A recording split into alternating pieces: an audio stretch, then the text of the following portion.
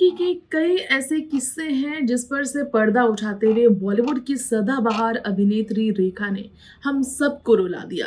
अकेली तन्हा रेखा अपने आलीशान बंगलों में कैसे जीवन गुजार रही है। 69 की उम्र में सवाल बड़ा है लोगों के जहन में दौड़ता, 69 की उम्र में क्या उन्हें अकेलापन और तन्हाई नहीं सताती, या वाकई में तन्हा रेखा को किसी की जरूरत नहीं।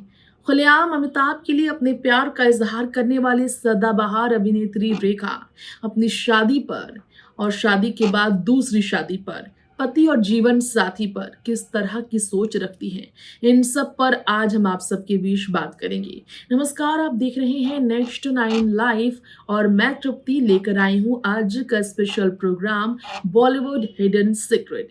इस प्रोग्राम में मैं आप सबको बताने जा रही हूं किस प्रकार से रेखा ने अलग अलग जगहों पर ये साबित किया है कि वाकई में उन्हें नहीं है किसी की जरूरत।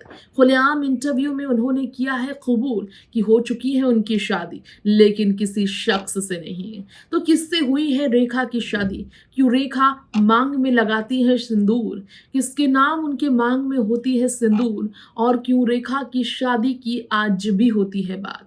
क्यों सज धज कर दुल्हन की तरह इस उम्र में भी हर इवेंट फंक्शन में पहुंचती है रेखा?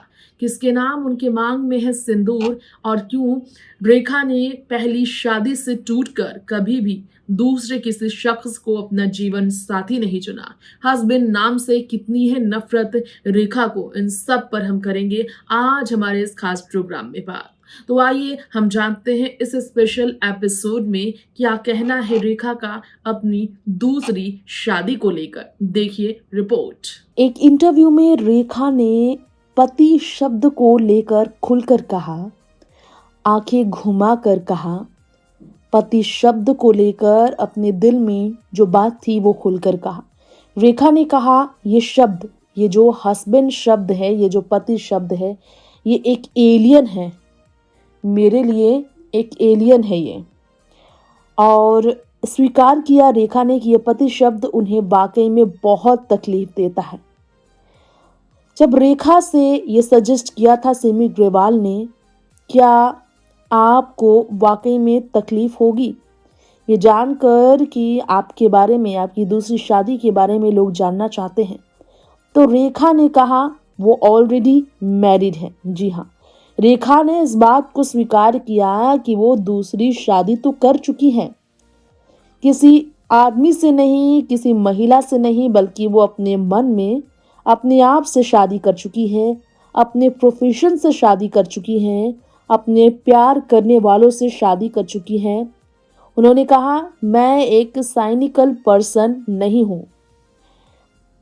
रेखा ने इस बारे में तब कहा जब 1990 में दिल्ली बेस्ड बिजनेसमैन मुकेश अग्रवाल के साथ उनकी शादी के बाद 1 साल के अंदर रेखा ने अपने पति को खो दिया था एक ट्रेजेडी में।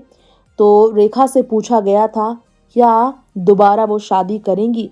इसी के जवाब में रेखा ने कहा था, वो तो ऑलरेडी शादीशुदा है। अमिताभ से प्यार को स्वीकार करने वाली रेखा ने कहा था कि वो ऑलरेडी शादी कर चुकी हैं अपने प्यार करने वालों से। रेखा के इस तरह के जवाब से सिमी ग्रेवाल भी अचंभित रह गई थी। बता दें, अमिताभ बच्चन के साथ अपने इक्वेशन को लेकर खुलकर बात करने वाली रेखा अपनी शादी के प्लानिंग को लेकर खुलकर बता चुकी थी कि वो शादी के बारे में इसलिए कभी नहीं सोची क्योंकि उन्होंने खुद को ही अपना जीवन साथी मान लिया। बता दें आप सबको कि रेखा आज भी इस उम्र में इसलिए किसी के साथ नहीं। रेखा जो 69 साल की हो चुकी है इस उम्र में, वो अकेली है क्योंकि वो बिल्कुल भी किसी को नहीं चाहती है अपने जीवन में। और उन्होंने तय कर लिया है कि वो जीवन भर जिंदगी की आखिरी सांस तक अकेली ही रहेंगी।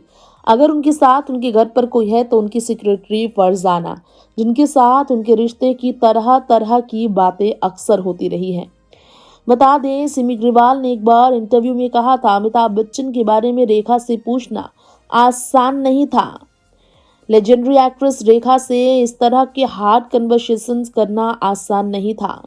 बोल्ड सब्जेक्ट रेखा के अमिताभ के साथ रिश्तों की अफवाहों पर बात करना सिमी ग्रेवाल के लिए बहुत टफ था। उन्होंने उस इंटरव्यू के बारे में बात की और कहा कि ये बिल्कुल भी इजी नहीं था, लेकिन उन्होंने ये किया।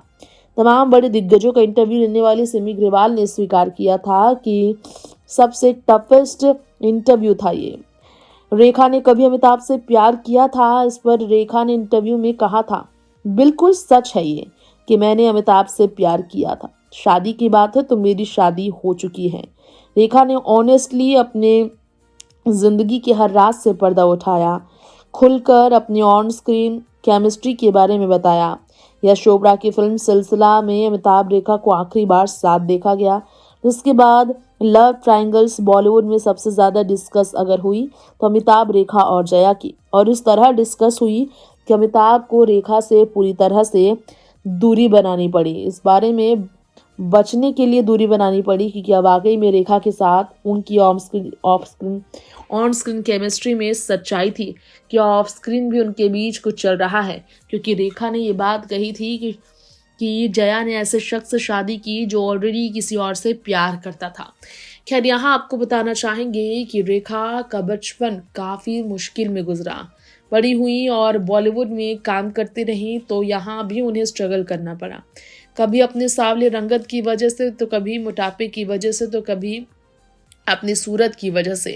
डायरेक्टर्स और बड़े कलाकारों की निगाहों में रेखा अक्सर चुभती थी, लेकिन इसके बावजूद रेखा ने अपने सभी भाई बहनों के लिए फिल्मों में स्ट्रगल कर अपना नाम कमाया, ताकि अपने ज़िंदगी में अपने भाई बहनों को वो किसी तरह की कमी ना होने दे। माँ के गुजरने के बाद रेखा पर फाइनेंशियल क्राइसिस की वजह से काफ़ी बर्डन हुआ था, इसलिए उन्हें बॉलीवुड में छोटी उम्र में ही कदम रखना पड़ा।